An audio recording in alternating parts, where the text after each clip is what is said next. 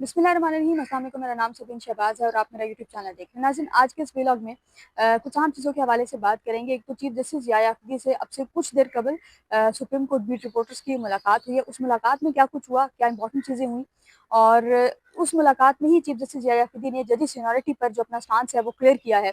और अगर chief justice याया अख्तरी का जो स्टांस है या उनका जो अपनी ज़ाती राय है, अगर उसको लिखा जाता है, उसको देखा जाता है, तो फिर इस्लामाबाद हाई कोर्ट में जो सीनियरिटी है वो किस तरफ जा सकती है और आइंदा आने वाला जो चीफ जस्टिस है वो कौन होंगे, इस पर भी बात करेंगे। और साथ ही साथ जो है वो मखसूस नशिस्तों के हवाले से बात करेंगे। मखसूस नशिस्तों के फैसले में जस्टिस आयशा मलिक और जस्टिस वकील अब्बासी ने पहली ही समात पर बड़ी अहम अपीलें हैं, एक अहम फैसला था यकीन, और उस पर बड़ी नजरसानी अपीलें जो हैं वो आई हैं। पहले ही समात पर जस्टिस आयशा मलिक और जस्टिस वकील अब्बासी ने नजरसानी अपीलों को खारिज किया है। तफसीलात आपके सामने रखूंगी। सबसे पहले बात करेंगे चीफ जस्टिस याया अख्तरी से सहाफ़ियों की मुलाकात के हवाले से। आपको याद होगा कि चीफ जस्टिस याया अख्तरी जो है वो हाल ही में चाइना के दौरे से वापस आए। ऑल्दो कि इस पर एक बड़ी डिटेल्ड प्रेस रिलीज जारी की गई थी, लेकिन चीफ जस्टिस याया अख्तरी साहब का एक बड़ा अच्छा कदम है ये कि वो सहाफ़ियों को उन्होंने सहाफ़ियों को बुलाकर इस हवाले से आगाह करना जो है वो ज़रूरी समझा है। चीफ जस्टिस ने आज की इस मुलाकात में एक तो अपने दौरे के हवाले से बताया कि चाइना में उनकी मुलाकात जो है कुछ लोगों से, वहाँ पर कुछ एमओयूज़ वो देकर आए हैं जो कि आगे जाकर साइन भी होंगे।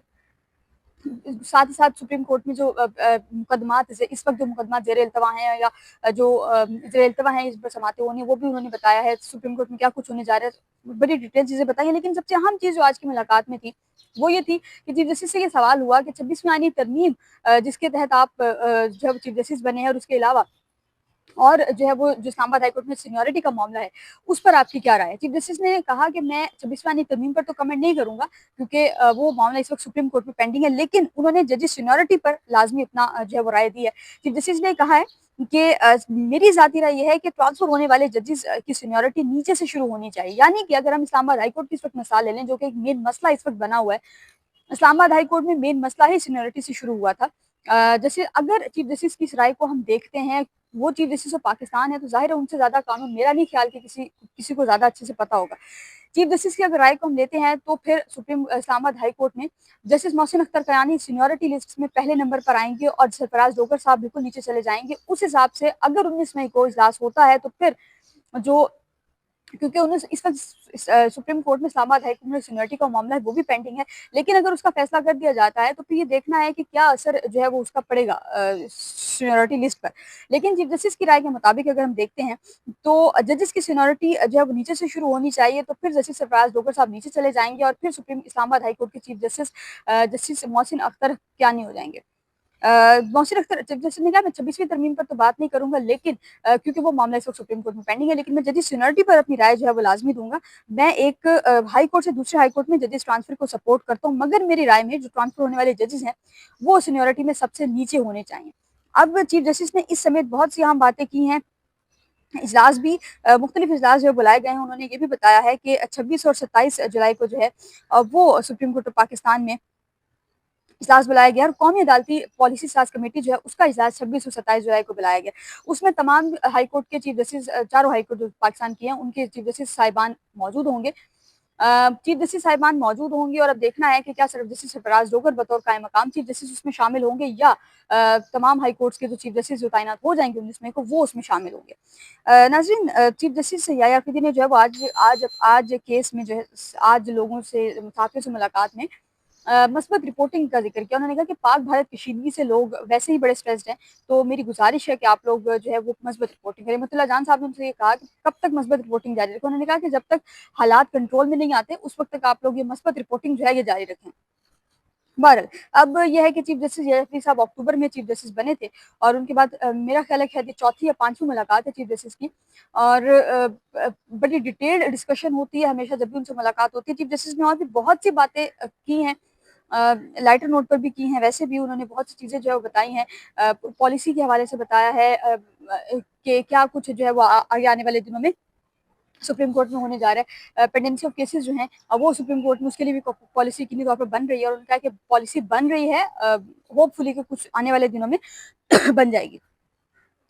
नाज़रीन, दूसरा, सुप्रीम कोर्ट ऑफ पाकिस्तान में आज मखसूस नशिस्तों के फैसले के खिलाफ नजरसानी अपीलों पर समाअत थी। आज पहली समाअत थी, सुप्रीम कोर्ट का 13 रुकनी आईनी बेंच ये समाअत कर रहा था, और इस बेंच में जस्टिस आयशा मलिक लकीली शामिल थी और जस्टिस आयशा मलिक और जस्टिस शकील अब्बासी ने पहली ही समाअत में नजरसानी अपीलों को उड़ा दिया।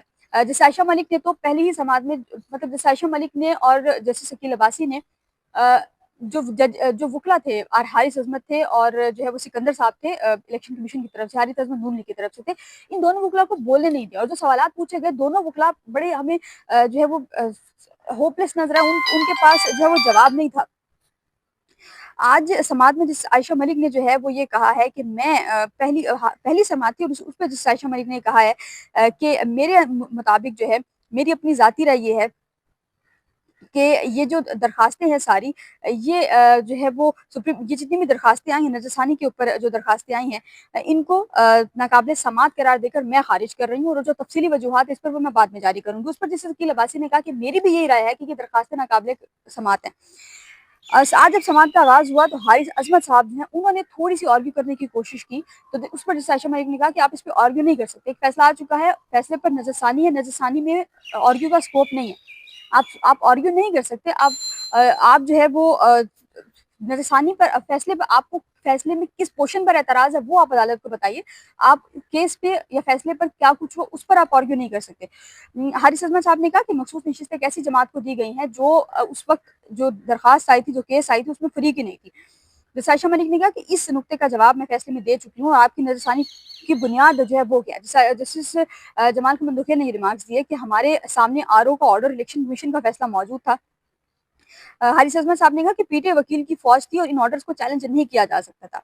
उस पर जस्टिस जमाल खमन दुखिया ने कहा कि क्या हम एक पार्टी की सजा जो है वो पूरी कौम को दे दें।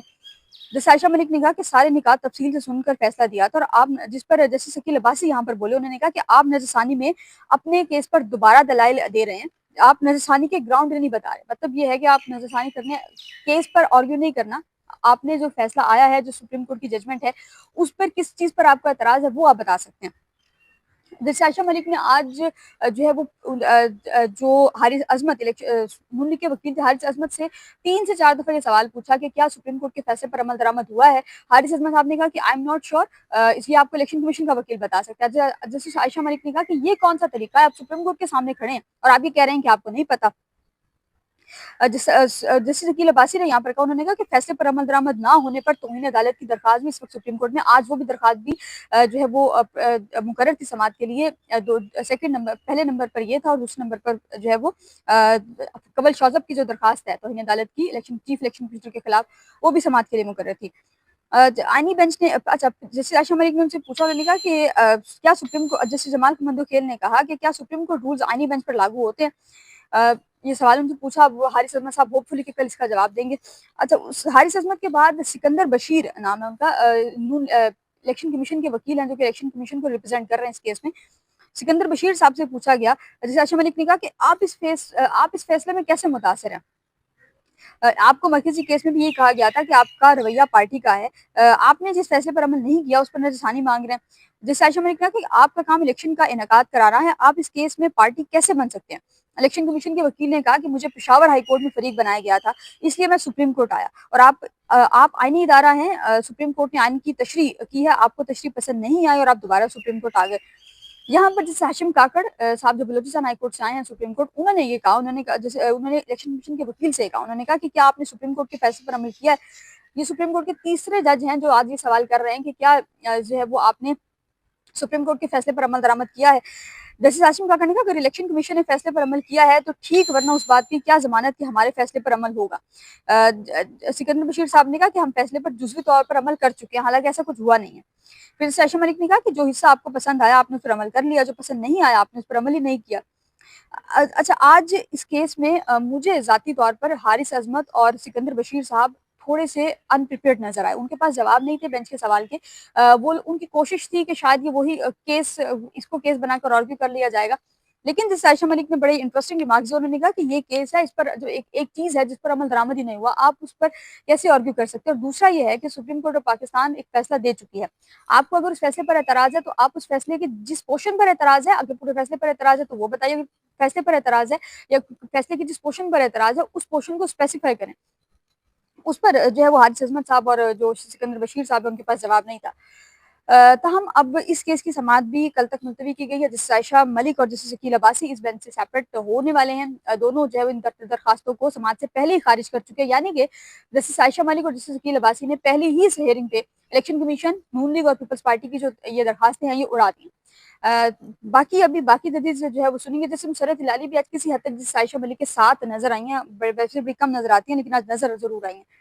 कल तक इस केस से समाअत मुलतवी की गई है। कल सुबह 11:30 बजे इस केस की समाअत होगी और अब देखना ये है कि क्या जस्टिस आयशा मलिक और जस्टिस शकील अब्बासी ने जो फैसला किया है, क्या 11 जो मेंबर बेंच है वो इन्हीं दो जजेस के फैसले के साथ जाएगा, या वो अपना मजीद कोई फैसला देगा या सहूलतकारी में और जो किरदार है वो अदा करेगा। नाज़रीन, आज के लिए इतना है। मुझे अपनी दुआ में याद रखिए, अपना बहुत ख्याल रखिएगा। अल्लाह हाफ़िज़।